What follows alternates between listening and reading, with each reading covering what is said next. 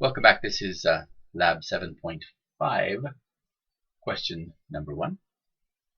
And there are 2 questions, so this is the first of the 2 questions. Here we're recording some entries for a couple of notes.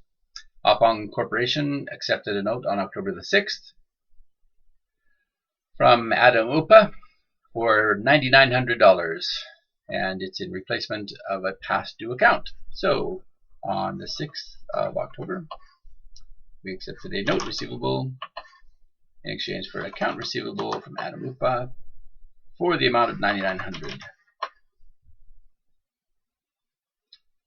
And that's transaction A. On December the 31st, we had to make an adjusting entry to record the accrued interest. So that sets up interest receivable and records interest earned. And the amount would be $9,900 times 11%, 2.11, times the number of days. So October the 6th, there are 25 more days, 31 days in October, plus another 30 days in November, plus 31 days in December, and it's a 90-day note. So that's not the finish of the note yet. We still have a couple of more days in January. And of course that's out of 365. Works out to $256.59. Transaction B.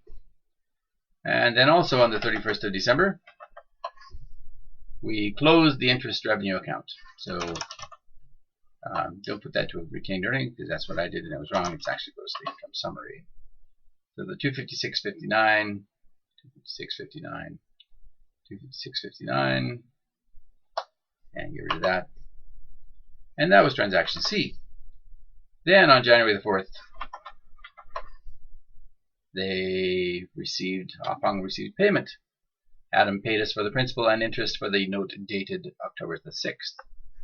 So we got some cash. We reduced the note receivable. We reduced the interest receivable.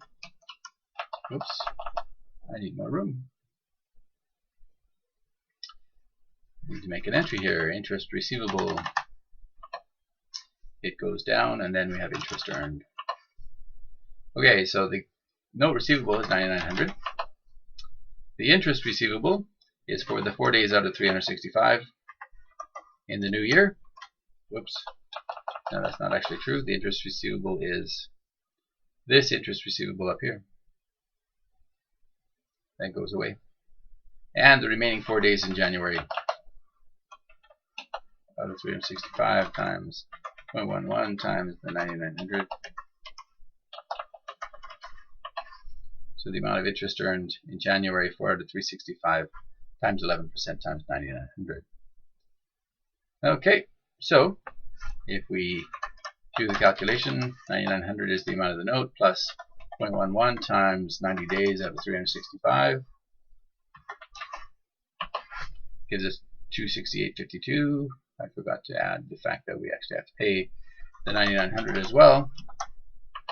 Okay, so 10,168.52. So that's the 9,900 plus interest for 90 days out of 365 at 11%. We should check to make sure that this adds up to those 3. So let's just do that here.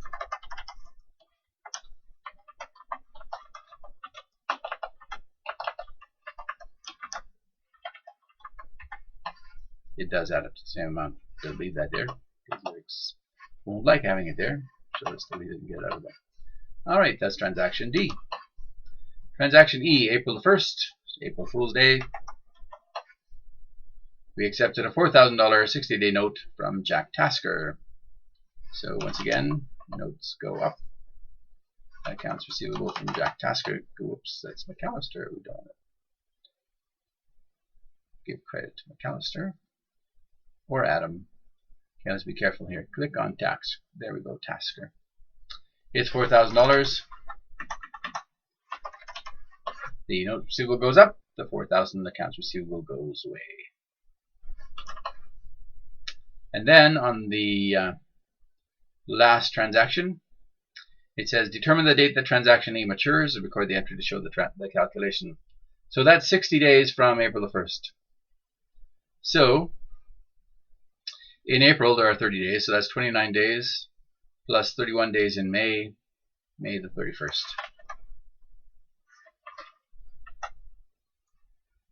The amount will be 4,000 plus times, plus the amount of the interest, 4,000 times 0.1 times 60 days out of 365. No, I didn't like the fact that I put an S in there. Can't imagine why. That's the amount of cash that we're going to get from Jack. A little bit more room here. We're going to have some notes receivable for $4,000. Hard time hitting my 4. And then we've got interest earned for the difference, which is presumably 65 to 75. And that's all there is to it, this transaction F. Okay, so if we've done everything correct, Lyric should be happy. Let's see if Lyric is happy. Lyric is happy. We're done.